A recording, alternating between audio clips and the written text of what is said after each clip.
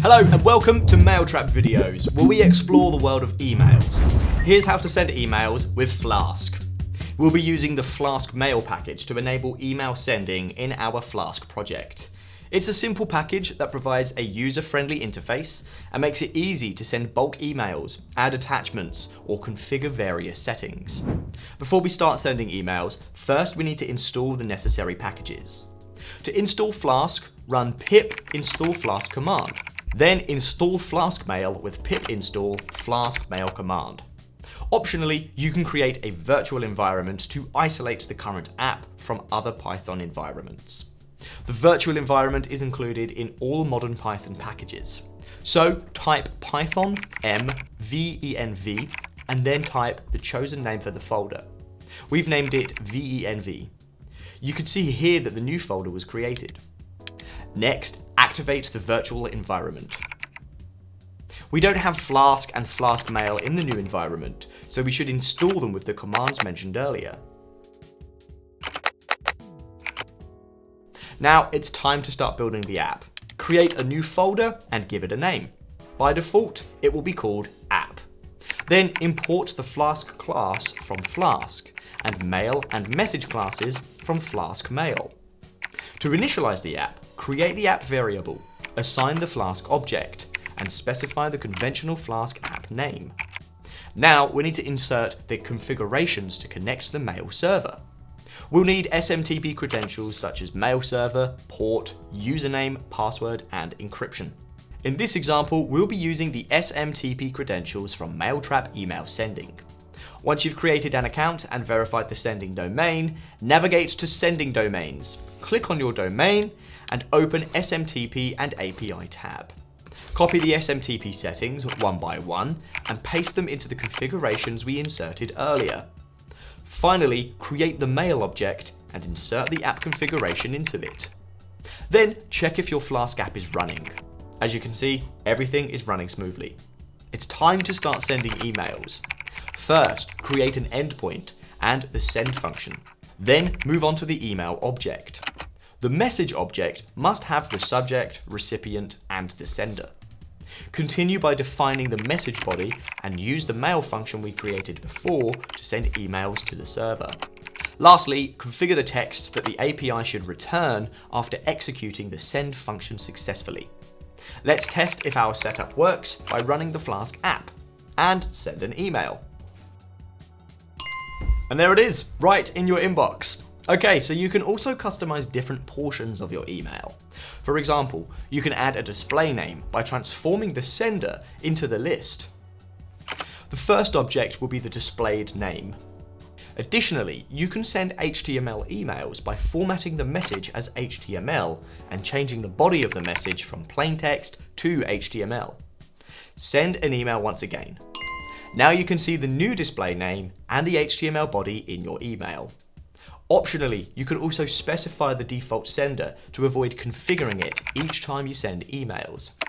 Create a new mail default sender variable in the configuration of your app and remove the sender from other parts of the script. And that's it. You'll have an email with the default sender in your inbox. Flask-Mail provides an easy way to add attachments in case you need to send invoices or other files with your emails. Create a new endpoint and call the attachment function. Add the message. Create a sample file.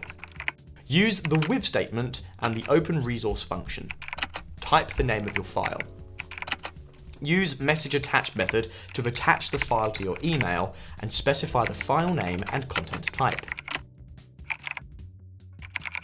Send an email once again, and bingo. Now let's see how you can send multiple emails at once. Start by creating a new endpoint and a function as we did before. Insert or type the list of recipients. Open the connection using with statement and mail connect. Loop the connection through the users to send the email through the connection each time. Configure the recipients, subject, and body. Tell the app to send emails through the connection and then specify return. Send a test email. Within seconds, the emails should appear in your inbox.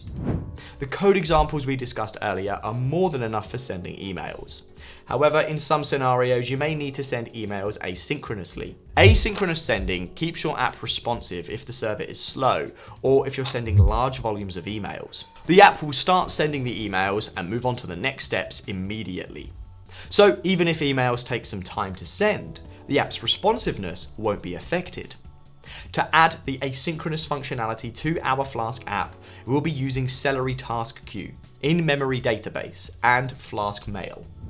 Install Celery with pip install Celery command, then use Docker to install Redis and use it as a database. In this tutorial, we'll show you two ways of sending emails asynchronously, a simple one and a full sample.